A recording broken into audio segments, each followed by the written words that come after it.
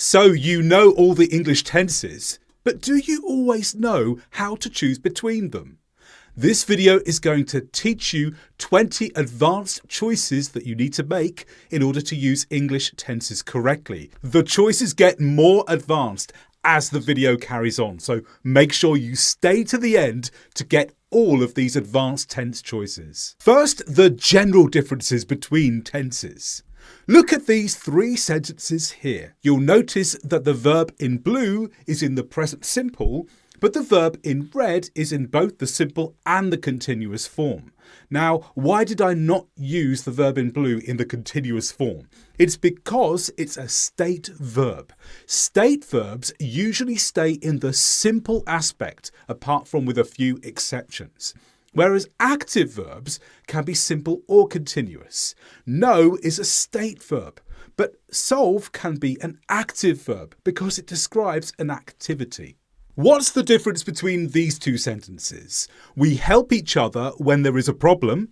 We are helping each other with the current problem. In the first one, we're talking about something permanent, something that happens every single time. We help each other when there is a problem. This always happens. It's permanent, and the simple aspect often shows permanence.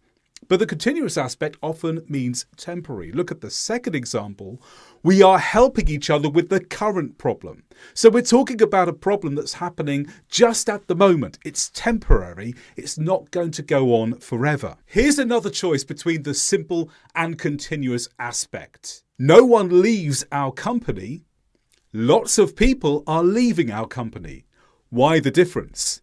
It's because the simple aspect usually means fixed, but the continuous aspect often means change. When I say no one leaves our company, I'm talking about a situation that is fixed. It seems like it's never going to change. This is how it is. Everyone in the company stays there and doesn't leave. But in the second sentence, lots of people are leaving our company. Something is changing. People who were there are no longer there, and we use the continuous form for that. Now let's get a little bit more advanced. First, look at this sentence. Last year, we experienced several issues in our workplace. This is an example of the past simple, and the simple aspect shifts our attention to the time of the tense. So in this example, we simply mean during last year, basically in the past. It's the past simple, so we're focusing on the past. Sounds straightforward. But now look at the next example. The perfect aspect shifts our attention to before the time of the tense. Look at this example here. Going into last year, we had experienced several issues in our workplace, and as a result, a lot of workers took annual leave. Now here we use the past perfect, had experienced. The time is still in the past, it's last year. Going into last year really means the start of last year. But instead of saying we experienced several issues, we say we had experienced several issues. And that means there were some issues before the start of last year that then affected the situation at the start of last year. Our attention is drawn to experiences before last year. And that's what the perfect aspect does. It shifts our attention to before the time of the tense. The story remains in the past simple, but the past perfect takes our attention further back still. So the simple form keeps our attention in the time of the tense. The perfect form takes our attention backwards in time from the time of the tense. Okay, now we've established some general principles. Let's look at the differences between some specific tenses, starting with the difference between the past simple and the past continuous. So let's look at an example again. We found the solution. We told our manager. She phoned the newspapers and arranged a press conference. So here we have verbs in blue, and they're all in the past simple. In the next example, we have verbs in red showing the past continuous. We were solving the problem. Our manager was arranging a press conference. What's the impact of using the simple or the continuous here? Well, it's this. The past simple connects events. The past continuous doesn't. In the first example, all the events are connected. We found the solution, and as a result of that, we told our manager. Our manager responded by phoning the newspapers, and then she arranged a press conference. Each thing leads to the next thing. There's a connection between everything that happens here. Now, in the second example, the two specific things are not connected. You may think they are, but they're not because they're in the past continuous. We were solving the problem. Our manager was arranging a press conference. Because we use the past continuous, we don't attempt to connect the events. These could be two events happening in completely different situations with no connection at all because it's the past continuous. Here are two more stories. But why the difference between the simple and the continuous this time? In the first one, Simon took the parts out of the bag. Sarah put the parts together to make the finished product. Samuel showed everyone the finished product at the meeting. We went home. In the second example, Simon was taking the parts out of the bag. Sarah was putting the parts together to make the finished product. Samuel was showing everyone the finished product at the meeting. We were going home. Why the difference? It's because of how we progress time. The past simple is used in the first paragraph to progress time in the story. But the past continuous doesn't do that. So in the first story, this one event happens after another. First, Simon took the parts out of the bag. Then maybe 1 or 2 minutes later, Sarah put the parts together. Then once they've spent an hour putting all the parts together, Samuel showed everyone the finished product. And at the end of the working day, we went home. We have chronological order. And because it's the past simple, that progression of time is implied, even if there are no time phrases to help us. But with the past continuous, it's not like that at all. These would refer to events happening at the same time. Simon was taking the parts out of the bag. Sarah was putting the parts together to make the finished product. Because we use the past continuous, we are not telling the reader that one thing happened after another. They might do, but we don't know. The past continuous simply gives us background information to what's happening in a particular place, normally at a particular time. And unless we use extra time phrases or switch back into the past simple, we have to assume all the events are happening at the same time because there's no grammar here to force progression of time in the story. And before we go on to the rest of the choices, I just wanted to let you know about a course that I have written called Advanced English Grammar. It has lots more on English tenses and the choices that we make when we use them. There's a link below this video in the description if you want to find out more. One of the most difficult choices is between the past simple and the present perfect. We're going to look at some considerations now. First of all, look at these two sentences. We went to the conference 2 years ago. I have attended 5 conferences in the past 2 years. Blue for past simple, red for present perfect. Why the difference? Because the past simple shows finished time, yet the present perfect can show unfinished time. So in the first example, we went to the conference 2 years ago. This finished 2 years ago. It's finished time. But I have attended 5 conferences in the past 2 years is unfinished. This is a statement of experiences to do with attending conferences up to the present time. So the present perfect can be used if the time you're referring to is unfinished between the past and now. What's the difference in this example? A conference has taken place in Washington. At the conference, some very important people spoke about their discoveries. Now, this could have been the beginning of a newspaper article, and that's why there's a difference here. When reporting news, the present perfect can give a general introduction before the past simple provides the specific details. So in the first sentence, we use the present perfect has taken place. This is giving a general introduction to what happened at this event without being specific to time. We just want to get the reader started with the information. So we don't use the past simple to place the event at a moment in time. We use the present perfect to leave it general in time, any time up to the present. Then when we go into the specific details, we then switch to the past simple, where we use spoke about their discoveries. This is specific now to the time of the conference. We're relating it to a past time. What's the past time?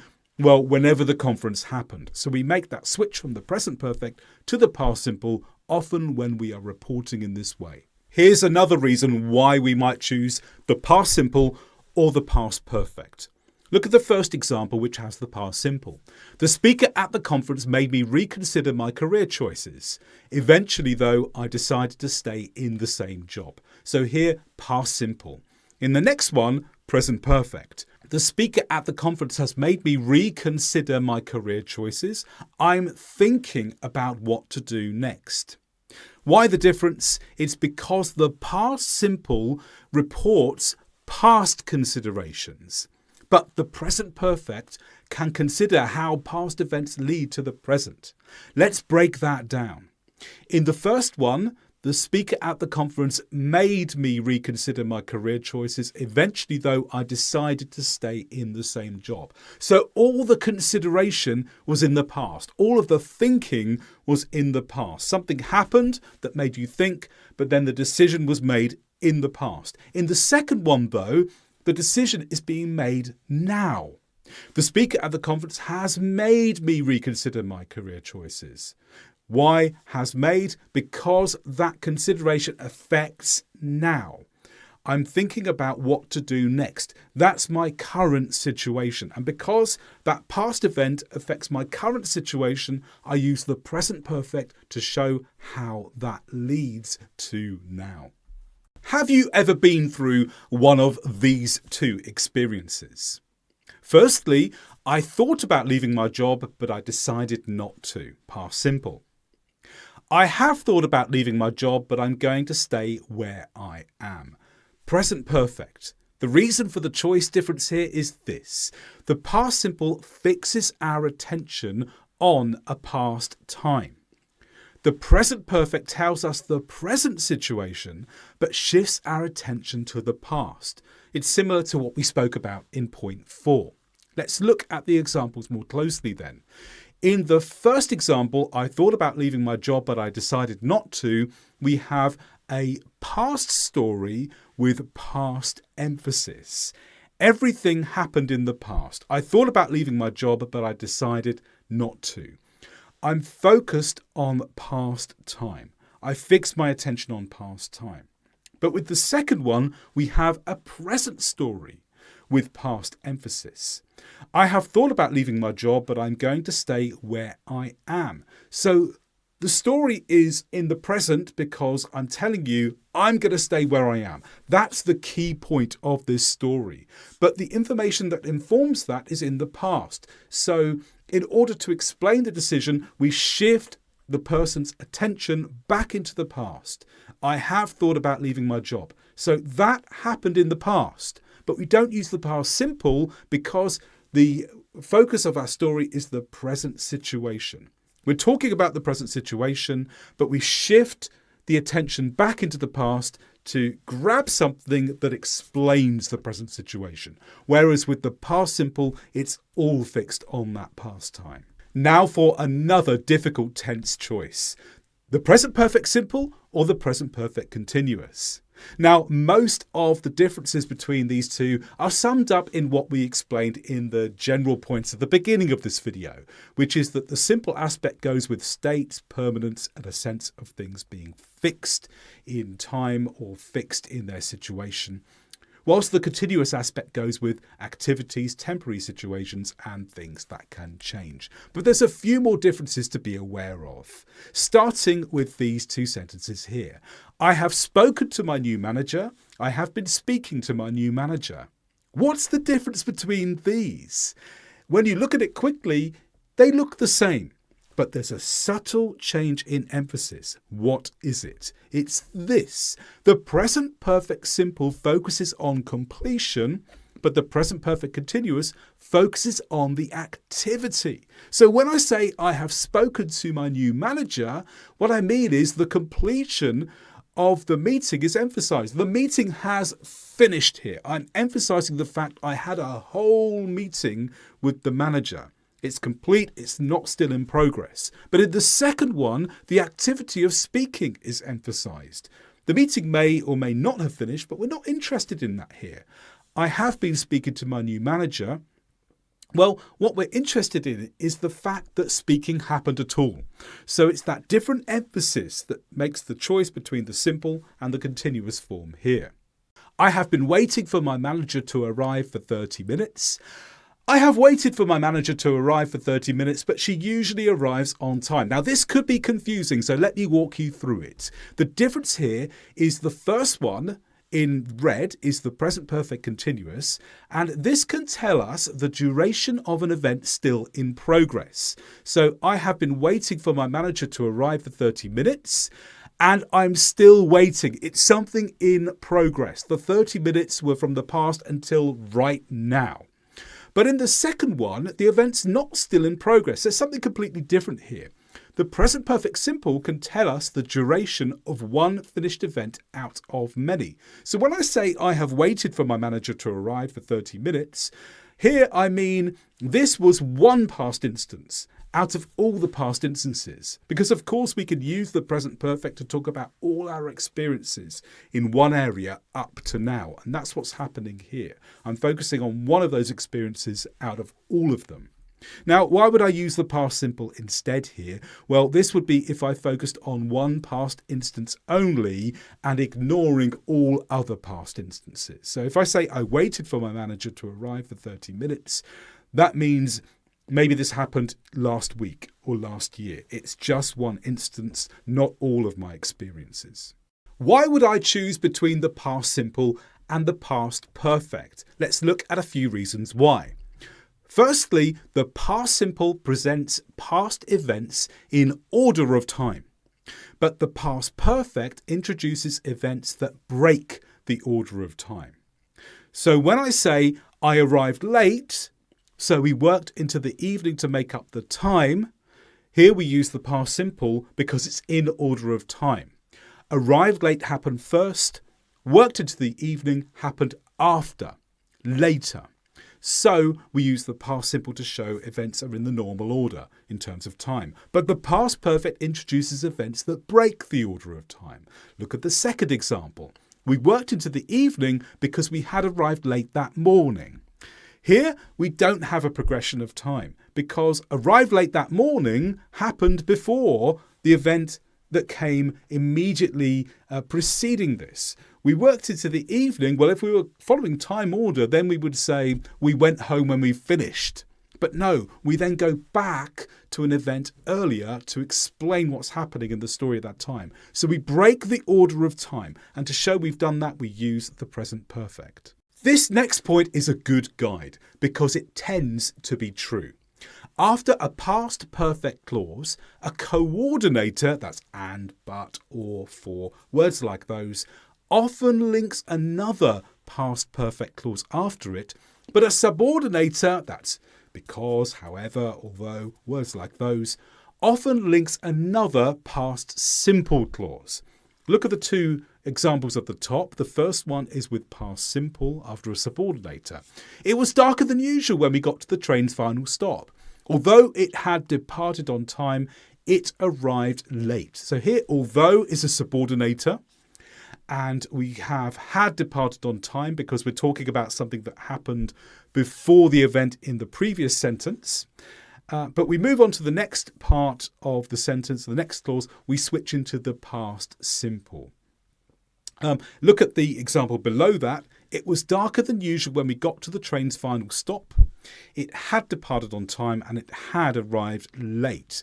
So here, two things happened before the time of the story. Now, because we join it with the coordinator and, it makes the two items equal in grammatical value. So for that reason, two equal events, they can both take the past perfect because they both equally relate to the sentence before. However, you do need to use logic here. If the events after the first past perfect clause follow the order of time, then we also have the option to switch back to the past simple, even with the coordinator. So we could say it had departed on time and it arrived late. By saying it arrived late, we're emphasizing that arriving late happened after the event immediately before it. It had departed on time. So you have a choice here. It depends what you want to emphasize. If you use two past perfect clauses, then you're showing that they're both two independent events that happened before the time in the previous sentence. But if you use the past simple in the second clause, you're showing that there's a progression of time within the sentence that started with the past perfect clause. And here's another choice between the past simple and the past perfect. The past simple fixes our attention on a past time. The past perfect tells us the past situation, but shifts our attention further into the past. So the first example just uses the past simple. The train arrived late. Everyone left the train quickly. Past story, past emphasis. We're just focused on the time of that story. But look at the difference in the second one. The train arrived late. Snow had blocked the railway line.